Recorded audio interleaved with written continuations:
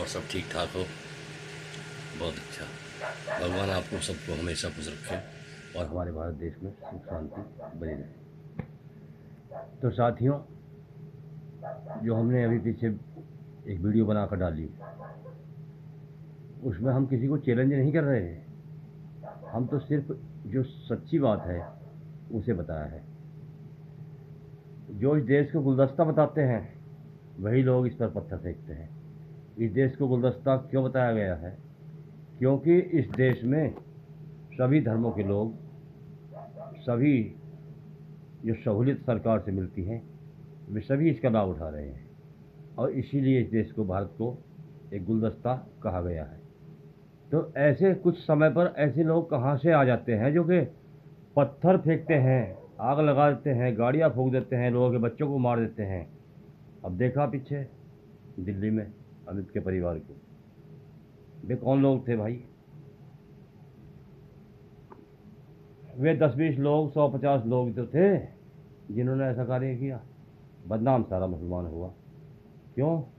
कि हमें पता था, आपको इस बात का मालूम था कि हमारे आसपास में ऐसे लोग भी रहते हैं, मगर आपने आज तक किसी को नहीं बताया। और मैं तो ये कहना चाहता हूँ कि जो हमास के अंदर सुरंगें थीं लड़ने के लिए, वे सुरंगें इस भारत के अंदर भी कहीं ना कहीं, अगर सरकार ध्यान दे तो किसी न किसी प्रांत में ऐसी सुरंगें निकलेंगी और न जाने कितने उनमें आतंकवादी होंगे। देश के हालात को देख कर बता रहा हूँ मैं। आपको चैलेंज नहीं दे रहा मैं कि उन लोगों पर आप विश्वास भी नहीं कर सकते जो इस तरह के लोग हैं, जो किसी के नहीं हैं। आप ये बताइए, पाकिस्तान में जो आर्मी के बच्चे थे, जिस स्कूल में पढ़ा करते थे, वहाँ आतंकवादियों ने ही तो विस्फोट किया था। कितने बच्चे आर्मी वालों के मरवा दिए थे, छोटे छोटे पढ़ने वाले। क्या वे मुसलमान नहीं थे जो वहाँ की आर्मी में हैं? वे आतंकवादियों ने ही मरवाए थे, आतंकवादियों ने ही मरवाए थे वे बच्चे। तो उनको आप मुसलमान मत मानो। वे मुसलमान नहीं हैं, वे तुम पर हुकूमत करने वालों के दुश्मन हैं। जो हुकूमत इस देश पर कर रहा है ना, और उसके बच्चों को वे लोग मार देते हैं, उन्हें आतंकवादी कहते हैं। समझिए, जैसे यहाँ के लोगों ने किया। अरे मेहमान आए थे हमारे घर पे, अतिथि बोलते हैं हमारे, अतिथि देवो भव। हमारे यहाँ मेहमान को अतिथि कहा जाता है और देवता के समान उसका सम्मान किया जाता है। मगर तुमने हमारे देश की हुकूमत की तौहीन करने के लिए उसी दिन झगड़ा किया, आगजनी की, लूटपाट की, लोगों को मार दिया, जला दिया, फूंक दिया, गाड़ी फूंक दी, घर फूंक दी तुमने। क्या यही तहजीब है तुम्हारी? यही तहजीब है तुम्हारी? वैसे कहते हैं हम इंसानियत को मानते हैं, ये इंसानियत थी। अगर आपके बच्चे, उन लोगों को कह रहा हूँ जिनके बच्चे आतंकवादी निकले, जिनके बच्चों ने डला चलाया, जिनके बच्चों ने आग दी, जहाँ तहाँ लोगों के घर फूंक दिए, गाड़ियाँ फूंक दी, उन लोगों से पूछिए कि एक गाड़ी लेने के लिए कितनी मेहनत करनी पड़ती है, एक दुकान बनाने के लिए कितनी मेहनत करनी पड़ती है, एक घर बनाने के लिए कितनी मेहनत करनी पड़ती है, और उसका तुमने जला दिया। गाड़ी भी फूंक दी, घर भी जला दिया, बच्चे ही मार के नाली में डाल दिए। कब तक बर्दाश्त करेंगे तुम्हारी ये बात? बर्दाश्त से बाहर है। अब पाकिस्तान से झगड़ा चल रहा है, वे भी मुसलमान कौम के ऊपर झगड़ा करते हैं। आतंकवादी पाल रखे हैं ना उसने भी, सरकार ने। वे कौम के नाम पर भड़का रहे हैं आप लोगों को। तो आपका क्या विचार है, स्पष्ट बताइए, नहीं तो फिर वही बात है, उधर जंग वो करेगा, इधर तुम फन उठाओगे। मगर ये याद रखना, वो फन कुचल दिया जाएगा। इस लिहाज से आपको मोदी जी हर सुविधा दे रहे हैं, डॉक्टरी की सुविधा, आयुष्मान की सुविधा, डॉक्टर के यहाँ पैसे देने के इलाज की सुविधा, बच्चा पैदा करने के लिए सुविधा, खाना पानी देने के लिए सुविधा, बिजली फ्री देने के लिए सुविधा, तुम लोगों को कृषि करने के लिए बिजली फ्री देने की सुविधा। तुम्हें कितनी सुविधा फ्री मिल रही है। और ख़ासकर ज़्यादा सहायता, सरकार की जो सहायता हैं उनका लाभ ज़्यादातर हमारे देश का मुसलमान ही यूज कर रहा है। नहीं, रेलगाड़ी में देखिए आप, यही लोग मिलेंगे, देखा है। हॉस्पिटल में जाइए सरकारी में, यही लोग मिलेंगे। स्कूलों में जाइए प्राइमरी में, इनके नाम लिखे हुए मिलेंगे। चाहे बच्चों को ना पढ़ाएं, लेके अपना हक लेने के लिए ये सबसे पहले कागज़ जमा करते हैं, वृद्धा पेंशन ये लेते हैं, वजीफा ये लेते हैं, हम सब कुछ इनको देते हैं, हमारी सरकार सब कुछ देती है। मगर ये जब इनका समय आता है तो मजहब के नाम पर ये पाला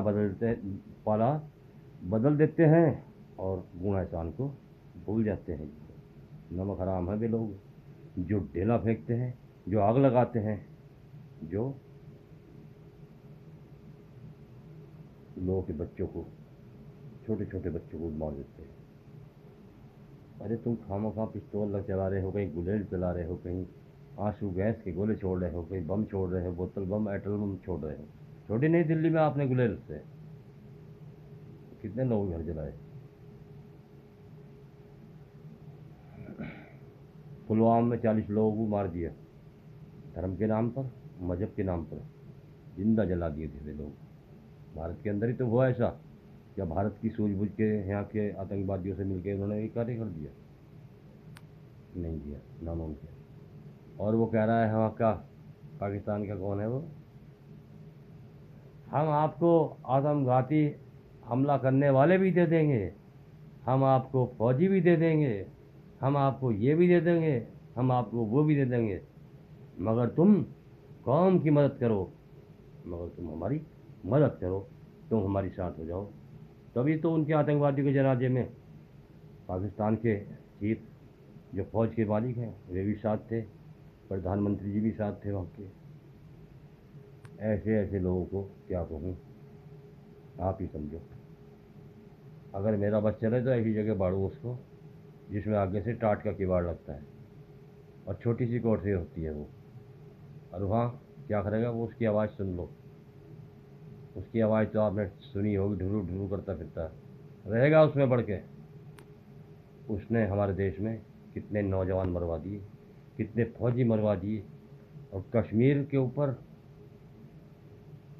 बस क्या बताओ, कश्मीर पर जितना खर्च अब तक इस पाकिस्तान ने हमारा कराया है ना, इतने में हमारे देश की जो सड़कें हैं ना, जो आम सड़कें हैं, वे भी हाईवे बन गई होती इतने पैसे में। इतना पैसा हमारे देश का इस कार्य में लग चुका है। अगर बर्बाद किया है इस देश को तो पाकिस्तान ने किया, पाकिस्तान के आतंकवादियों ने किया, और वे आतंकवादी अपना यहाँ भी भारत के अंदर भी पैर जमाने लगे। यहाँ भी उन्हीं के इशारे पर ये ढीला बढ़ जाते हैं, आग लगाते हैं, हमारी गाड़ियों को फूंकते हैं, घरों को फूंक देते हैं, और हमारी सरकार बस 2-4 दिन रोल धोखला हुआ, आज चुपचाप घर बैठ गई। मगर जो हमारा जितना संपत्ति का नुकसान होता है उसको हम पूरा जन्म इकट्ठा करने में लगा देते हैं। हमारे बच्चे मेहनत करके उस संपत्ति को एकत्र करते हैं, इकट्ठा करते हैं, अपने ऐश आराम के लिए गाड़ी लेते हैं। बताइए किसको नहीं चाहिए गाड़ी, बताइए किसको नहीं चाहिए मकान, बताइए किसको नहीं चाहिए संतान, मगर ये हमारा सब कुछ लुटा देते हैं। तो अब क्या करना है? मैं चेतावनी नहीं दे रहा, चेतावनी नहीं, मैं ये कहना चाहता हूँ कि जो आने वाला समय है उसमें सभी भारतवासियों को सावधान रहना है, सतर्क रहना है। और अपने मुस्लिम भाइयों से भी कहना चाहता हूँ जो समझदार लोग हैं, जो झगड़े रगड़े नहीं करना चाहते हैं, अपने विकास चाहते हैं, अपने काम का विकास चाहते हैं, अपने बच्चों का विकास चाहते हैं, वे इन डलेमार पत्थरमार लोगों का साथ न दें, इनकी खुलकर मुखालफत करें। समझिए, तुम्हारे बच्चों को भी फौज में रखा गया है, जज बनाया गया है, कलेक्टर बनाया गया है, ये भी हुकूमत कर रहे हैं हम पर भी, तुम पर भी, मुसलमान पर भी, हिंदू पर भी, सिख पर भी, ईसाई पर भी। तो आपके बच्चे भी इस देश पर इतना ही मान सम्मान रखते हैं, इस देश पर इतना ही अपना हक रखते हैं। मगर हक तो रखते हैं, जिस डाल पकड़ तुम बैठे हो उसे अगर तुम काटने का प्रयास करोगे तो वो पेड़ भी आपको अपनी शाखा पर नहीं रखेगा, आप तुरंत नीचे गिर जाओगे। और कितने नीचे गिरोगे आप? जितनी चोट गिर के लगती है उतनी चोट लगेगी। ये बता देना, इसका अंदाज़ा गिरने के बाद होता है क्या कितनी चोट लगी, जब पेड़ पर से इंसान गिरता है। ठीक, तो इसी प्रकार इस देश को कभी नुकसान पहुंचाने की मत सोचना, चाहे वो हिंदू हो, मुसलमान हो, सिख हो, ईसाई हो।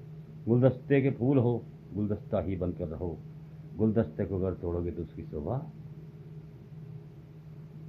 जाती रहेगी। समझो बात, चैलेंज ना समझे, समझदारी से रहो। देश पर अगर कहीं से कोई झगड़ा करता है, आक्रमण करता है, तो हिंदू मुसलमान सभी देश के लिए एक रहना। यहाँ की हुकूमत से, यहाँ के सनातन धर्म वालों से, ईसाइयों से, जैनियों से किसी को तंग मत करना, कि झगड़ा मत करना। अगर करोगे तो उसका इलाज ऐसा ही किया जाएगा जैसा अभी किया है पाकिस्तान का।